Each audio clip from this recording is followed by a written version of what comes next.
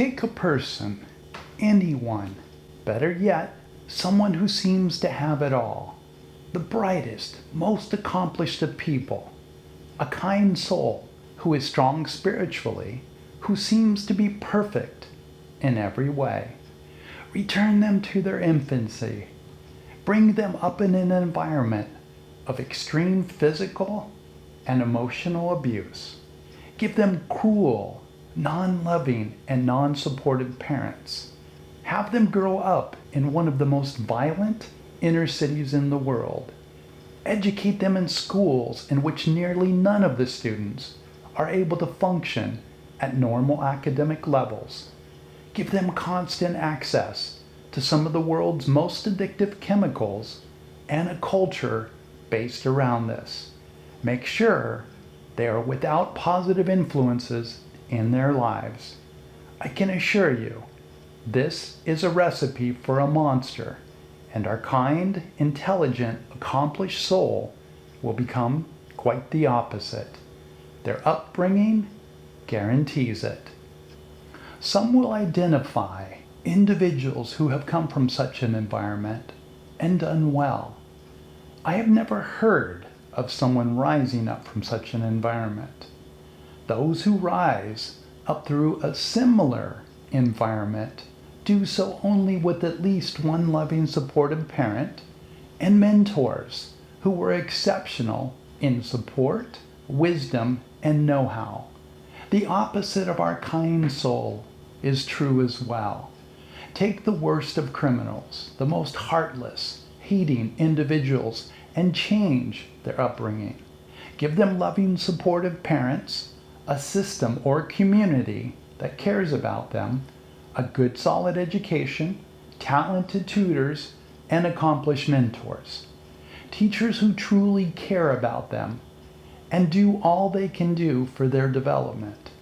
Teach them a humanitarian and spiritual viewpoint. The chances for exceptional accomplishments are very high from a changed upbringing. How do you feel you would do growing up in the worst of conditions? How about the best of conditions?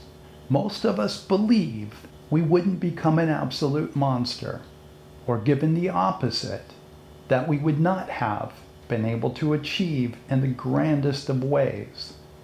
Most of us do not see our potential, and that is our potential either way.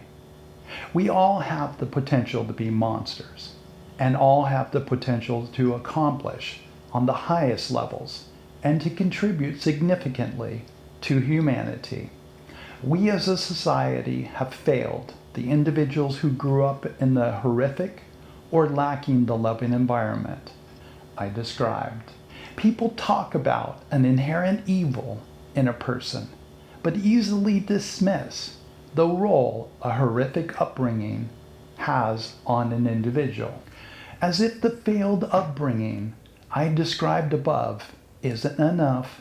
Society and our educational system judges such individuals harshly as being not worthy. This is the message their young minds hear over and over again. They are taught that they have nothing to contribute to the world, that they were born bad, and that can't be overcome. There's another strong precept or idea of society, and that is it doesn't matter what you come from, that you should be able to figure it out. And if you don't, you'll be judged harshly. Society doesn't really believe an individual is fully responsible for their outcome, but rather uses this to relieve their conscience of not helping. There is an absurd cruelty to all this. We as a society allow a life of torture and easily dismiss our responsibility in this. In this sense, it is we who are the abusers, the guilty. Imagine the child growing up in a community in which everyone was driven to give such children all their support and words of wisdom. This can make the difference between creating monsters in society or creating those contributing at a level approaching their potential. I grew up in the middle of what I describe above. I grew up with friends on both sides of the descriptions and saw a perfect formula for developing monsters or those who became the greatest contributors. My former friends who became monsters were every bit as intelligent and had every bit the potential that my friends who became the most accomplished. If the roles or situation had been reversed, the outcomes too would be reversed. The system of education, which is responsible for teaching us to learn, is itself not very good at learning. It is not learned to teach the majority of students, or at least teach them very well. The best of schools have, but not most of the schools. They have mostly failed, and in many ways. It is not learned to create an environment which contributes as much as possible to individuals becoming all that they can become. Most American adults, according to multiple studies, were dissatisfied with their education, often reporting a strong dislike for it. The majority of schools have mostly failed, and in many ways. It is not learned to create an environment which contributes as much as possible to individuals becoming all that they can become. Even many talented students report hating school. The result is that a substantial percentage of adults dislike reading or learning. Can we really not figure this out? For many, school was a nightmare. Why? Why is it acceptable? Why do we allow this to continue? An unfortunate byproduct of the education system is that it teaches discouragement.